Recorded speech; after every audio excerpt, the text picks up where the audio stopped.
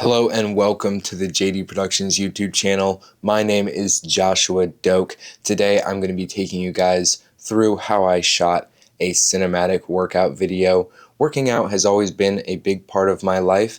I got introduced to weightlifting at a very young age, and I've been basically working out and weightlifting ever since.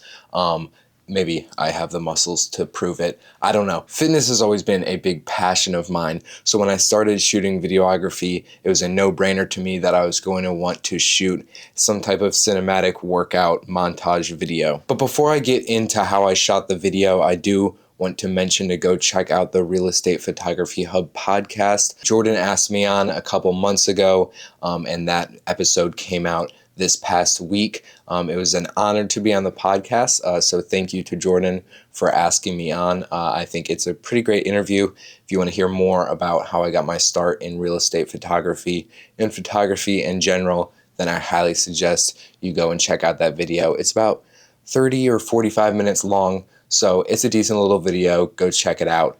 Yeah, the business side of it. Exactly, and I can kind of sympathize with that, because obviously when anybody's starting a business, you kind of bridge that money gap, right? You're not going to have a million customers overnight, so you got to figure out a way to, survive and be able to have, buy yourself time so you don't have to run back into some 9-to-5 job, right? So first I want to mention how I found a client.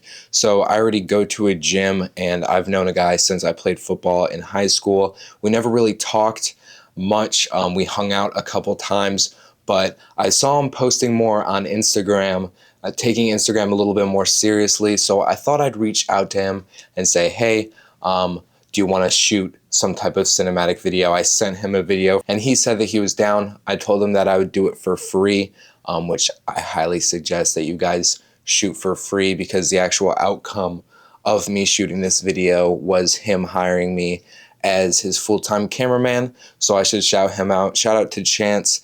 Go check him out on all of his social medias. I'll have all those linked down below.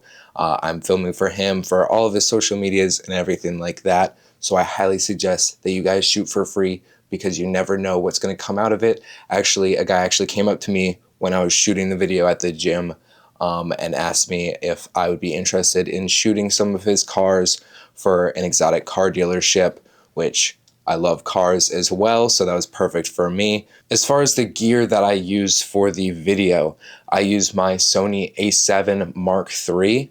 For the lenses, I mainly shot the video on my 18 to 55 millimeter lens, mainly shooting at around 24 to 55 millimeters, and that is a f3.5 to 5.6. I also shot on my 85 millimeter for some of the more detailed shots, and that is a f1 to 1.8. Of course, I also used a gimbal, but mainly I shot this video handheld, because getting a little bit of camera shake in there is going to add a little bit of intensity to the video, which I was looking for in the final edit. So I shot most of it handheld, and I'm pretty happy with how most of the shots came out. I did also shoot on a tripod. I think just still shots are overlooked sometimes, and they can add a lot to a video. So yeah, look into using your tripod more. You don't always got to be moving. Now, one thing that I unfortunately run into a lot, whatever frame rate you are shooting at, you should be shooting double that in your shutter speed. So for me, I'm shooting at 25 frames per second, so I should have my shutter speed at 1/50. A lot of fluorescent lights will mess with the camera and cause these rolling lines, because it has to do something with the frequencies syncing up or not syncing up. So I've had to do this a lot, but I just bump down my shutter speed to usually 1/40. Sometimes bumping it up works. It really depends on what type of light there is, but there's not a lot of lighting sources that I can not control if I'm shooting out in public, that I don't either have to change my shutter speed, because I get those rolling lines. Because the main camera that I shoot on, if I want to shoot anything in 4K, I can only shoot it at 25 frames per second. That's my style a little bit. I like to remain in 25 frames per second for anything that I shoot. Of course, slow motion is different, and I have to bump it down to 1080p on my camera to do that. No big deal, doesn't really affect much. I also want to mention that I think gyms are a great place for beginner photographers and videographers to get better. And that just comes down to a couple of reasons, like that there are so many repetitions. Obviously, if you're doing a workout, you're doing usually around 4 or 5 sets. So you get a lot of repetition, a lot of the same movements, so you can practice different shots, shooting it from different angles, and shooting it from different angles through a lot of things. That's another reason why I think gyms are very good. There's a lot of things to shoot through, a lot of things to have in the foreground and background, kind of mirrors to shoot through. I feel like your brain can just kind of go wild in a gym, and I had a great time shooting it. I didn't go into the video with any type of shot list because I do not do the best with shot lists. If I plan out anything beforehand, it's just going to end up changing in the moment because I'm going to find something that I think looks better in the moment. So I just leave it up to my brain when I get there to just find the best shot, try to find the best shot.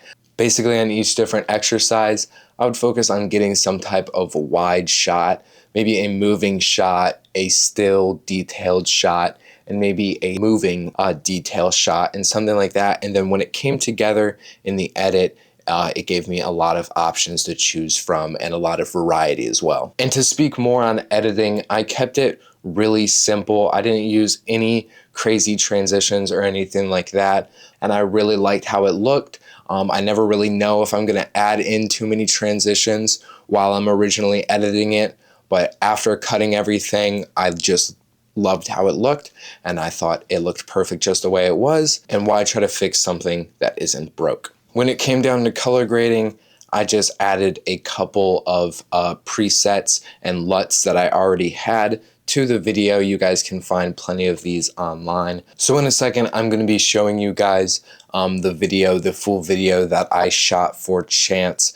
So I want to say one more time to go down and follow him and check out his stuff. I'm going to be shooting his stuff from now on. So by supporting him, you're also supporting me, and look out for something kind of a more well put together video coming with Chance in the future, collaborating with a brand as well. Guys, just go out there and be creative and do something, create something.